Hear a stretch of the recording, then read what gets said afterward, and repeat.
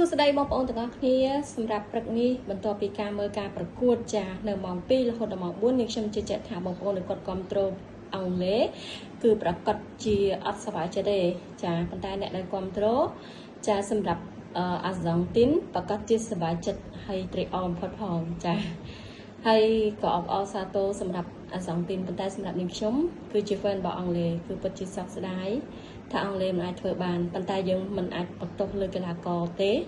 ដោយសារតែការកាត់ខុសវិគ្រារបស់គ្រូបង្វឹកចាអញ្ចឹងគ្រូបង្វឹកគាត់លេងបានមកគ្រាប់ហើយនាំមុខមុនបែរជាគាត់ប្រើទម្រង់ការពារលេងជាទម្រង់ការពារវិញធ្វើឲ្យកីឡាករគឺរៀងពិបាកតិចក្នុងការលេងព្រោះតែការពាររបស់អង់គ្លេសគឺមិនសូវជំមទេខ្សែការពាររបស់អង់គ្លេសណាចាបើសិនជាមុំដោយប្រទេសផ្សេងចាវាអាចនឹងប្រសើរមែនប៉ុន្តែត្រឹមតែ30នាទីជាងប្រទេសអង់គ្លេសមិនអាចធ្វើបានផងសម្រាប់ការការពារចាជានេះខ្ញុំស្ដាយមែនទែនជាមួយនឹងការធ្លាក់ចេញពីពានរង្វាន់ចា World Cup ចា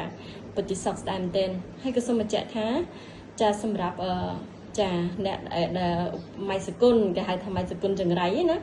យកប្រទេសណាធ្លាក់ប្រទេសហ្នឹងតែពិតមិនមែនទេចាគាត់តែពិតគាត់មានរឿងពីក្រោយខ្នងគាត់ទេចាគាត់យកអង់គ្លេសមែនប៉ុន្តែគាត់ចាក់អាសង់ទីនហើយគាត់យកបារាំងមែនតែគាត់ចាក់អេស្ប៉ាញចាអញ្ចឹងបានតែនិយាយគឺគាត់និយាយដើម្បីឲ្យចូលដល់គេហៅថាចូលគាត់ទេចានិយាយទៅគាត់និយាយឲ្យចង្រៃមែនតែចូលក្របបាល់គាត់ចូលគាត់យកប្រទេសនេះប្រទេសនោះគាត់ចាក់ផ្សេងគាត់គ្រប់ត្រូលផ្សេងតែគាត់និយាយដើម្បីឲ្យប្រទេសនឹងធ្លាក់ទៅគាត់បានគាត់ណែចាហ្នឹងរឿងពីក្រោយខ្នងបើតាមខ្ញុំគិតណាចាមិនមែនដូចយើងស្រឡាញ់ប្រកាសប្រទេសណាគឺយើងយកប្រទេសហ្នឹងបើគាត់អត់ទេយកស្រឡាញ់ថាស្រឡាញ់ប្រទេសនេះប៉ុន្តែចាក់ប្រទេសនោះចាព្រោះគាត់ដឹងថាមាត់គាត់ចង្រៃស្រាប់ហើយចាអរគុណច្រើនហើយចាថ្ងៃនេះទោះបីជាខ្ញុំសេតប៉ុណ្ណាក៏ដោយតាមពិតខ្ញុំត្រូវចេញវីដេអូតាំងពីម៉ោងចប់កីឡាភ្លាមមកចាប់ការប្រកួតរវាងអង់គ្លេសហើយនិងអាសង់ទីនភ្លាមមកប៉ុន្តែដោយសារតែចានេះខ្ញុំចុចឡើងចុចចុះកាមេរ៉ាព្យាយាមធ្វើឲ្យកាមេរ៉ាដែលយើងទិញពីគេមកប៉ុន្តែវាអត់ឃើញផលវាអត់បានផលសោះវាអត់ support អត់ដំណើរការខ្ញុំក៏អត់បានថតវីដេអូនឹងវិញចាស្ដាយដែរសម្រាប់ការអធិប្បាយនឹងយ៉ាងណាចាសម្រាប់ថ្ងៃនេះទោះបីមិនសប្បាយចិត្តប៉ុណ្ណាប៉ុន្តែព្រឹកមិញគឺមួយគោលៀងចាន់ឆ្នាំងទ្រាំតែមានឱកាសបានមកនិយាយចាបងប្អូនទៅនឹងកីឡាទោះត្រូវខុសយ៉ាងណាវិភាគរបស់នាងខ្ញុំយ៉ាងណាខ្ញុំសង្ឃឹមថាបងប្អូននឹងអធិស្ឋានហើយមួយទៀតចានាងខ្ញុំគិតថាប្រហែលជាតើលោក Thomas Tuchel ដែលជាគ្រូបង្វឹកហ្នឹង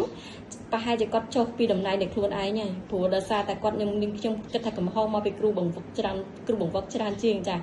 សូម្បីតែគ្រូរបស់បារាំងគឺគាត់សុំចុះពីតំណែងនឹងគាត់ដឹកនាំធ្លាក់នៅពាក់កណ្ដាលផ្ដាច់ព្រាត់ផង